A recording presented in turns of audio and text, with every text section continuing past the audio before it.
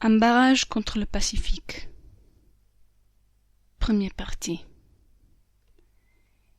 Il leur avait semblé, à tous les trois, que c'était une bonne idée d'acheter ce cheval, même si ça ne devait servir qu'à payer les cigarettes de Joseph. D'abord, c'était une idée. Ça prouvait qu'il pouvait encore avoir des idées. Puis il se sentait moins seul, relié par ce cheval au monde extérieur, tout de même capable d'en extraire quelque chose de ce monde, même si ce n'était pas grand-chose, même si c'était misérable, d'en extraire quelque chose qui n'avait pas été à eux jusque-là, et de l'amener jusqu'à leur coin de plain saturé de sel, jusqu'à eux trois saturés d'ennui et d'amertume. C'était ça les transports. Même dans un désert, où rien ne pousse, on pouvait encore faire sortir quelque chose, en le faisant traverser à ceux qui vivent ailleurs, à ceux qui sont du monde. Cela dura 8 jours. Le cheval était trop vieux, bien plus vieux que la mère pour un cheval. Un vieillard centenaire.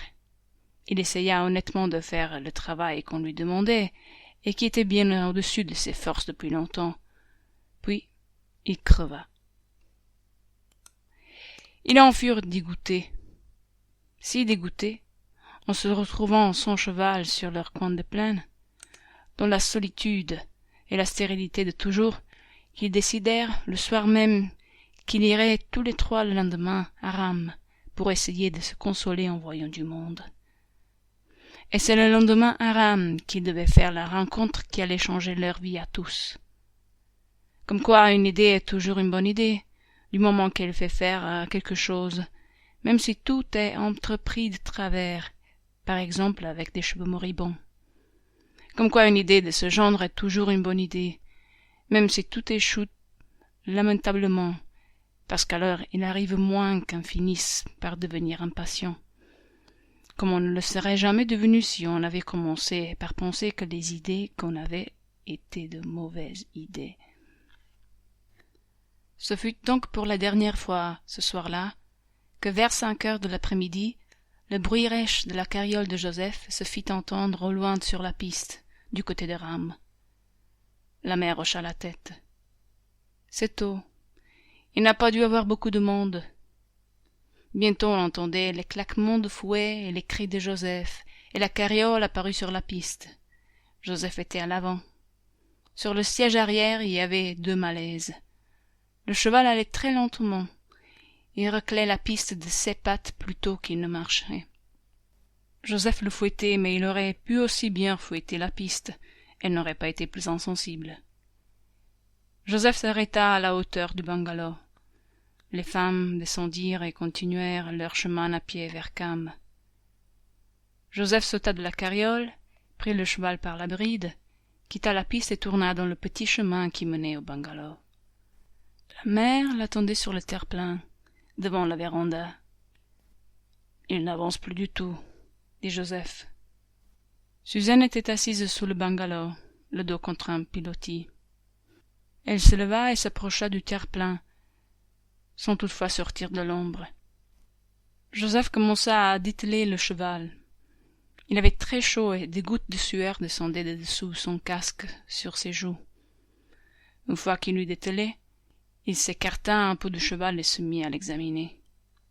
C'était la semaine précédente qu'il avait eu l'idée de ce service de transport pour essayer de gagner un peu d'argent. Il avait acheté le tout, cheval, carriole et harnachement, pour 200 francs. Et le cheval était bien plus vieux que l'on aurait cru. Dès le premier jour, une fois dételé, il était allé se planter sur le talus de semis en face du bungalow, et il était resté là, des heures, la tête pendante. Il broutait bien de temps en temps, mais distraitement, comme s'il était juré en réalité de ne plus jamais brouter, et qu'il oubliait seulement par instinct. On ne savait pas, sa vieillesse mise à part, ce qu'il pouvait bien avoir. La vieille, Joseph lui avait apporté du pain de riz et quelques morceaux de sucre pour essayer de lui ouvrir l'appétit. Mais après les avoir flairés, il était retourné à la contemplation extatique des jeunes semis de riz. Sans doute, de toute son existence passée à traîner des billes de loup de la forêt jusqu'à la plaine, n'avait-il jamais mangé autre chose que l'herbe desséchée et jaunie des terrains défrichés et, au point où il en était, n'avait-il plus le goût d'autre nourriture? Joseph allait vers lui et lui caressait le col. « Mange !» gueulait Joseph. « Mange !» Le cheval ne mangeait pas. Joseph avait commencé à dire qu'il était peut-être tuberculeux. La mère disait que non, qu'il était comme elle, qu'il en avait assez de vivre et qu'il préférait se laisser crever. Pourtant, jusqu'à ce jour-là, non seulement il avait pu faire l'aller et retour entre Banté et le bungalow, mais, le soir, dételé, il s'était dirigé seul vers le talus de semis, tant bien que mal, mais seul. Aujourd'hui, non. Il resta là, sur le terre-plein devant Joseph. De temps en temps, il vacillait légèrement. « Merde, dit Joseph, il ne veut même plus y aller. » La mère, à son tour, s'approcha. Elle était pieds nus et portait un grand chapeau de paille qui lui arrivait à l'auteur des sourcils. Une mince natte de cheveux gris, retenue par une rondelle de chambre à air, lui pendait dans le dos. Sa robe grenat, taillée dans un pagne indigène, était large, sans manches et usée à l'endroit des seins qui étaient bas, mais encore charnus, et visiblement libres sous la robe. « Je t'avais dit de ne pas l'acheter. 200 francs pour ce cheval à moitié crevé et cette carriole qui ne tient pas debout. »« Si tu ne la fermes pas, je joue le quin, » dit Joseph. Suzanne sortit de dessous le bungalow et s'approcha à son tour de cheval. Elle aussi portait un chapeau de paille d'où sortaient quelques mèches d'un châtain roux. Elle était pieds nus, comme Joseph et la mère, avec un pantalon noir qui lui arrivait au-dessous du genou et une blouse bleue, sans manches. « Si tu fous le camp, t'auras raison, » dit Suzanne.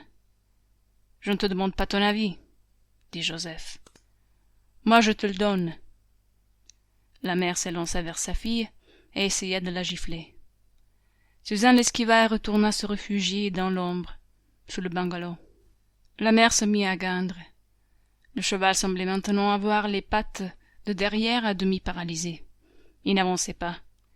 Joseph lâcha le licol avec lequel il essayait de l'entraîner et le poussa par le train arrière. Le cheval avança par secousses, toujours vacillant, jusqu'au talus. Une fois là, il s'arrêta et enfouit ses naseaux dans le vert tendre du semis. Joseph, la mère et Suzanne s'immobilisèrent, tournés vers lui, pleins d'espoir. Mais non. Il se caressa les naseaux au semis, une fois, encore une fois. Il releva un peu la tête, puis la laissa pendre immobile, pesante, au bout de son long cou, ses grosses lèvres au ras des points d'herbe.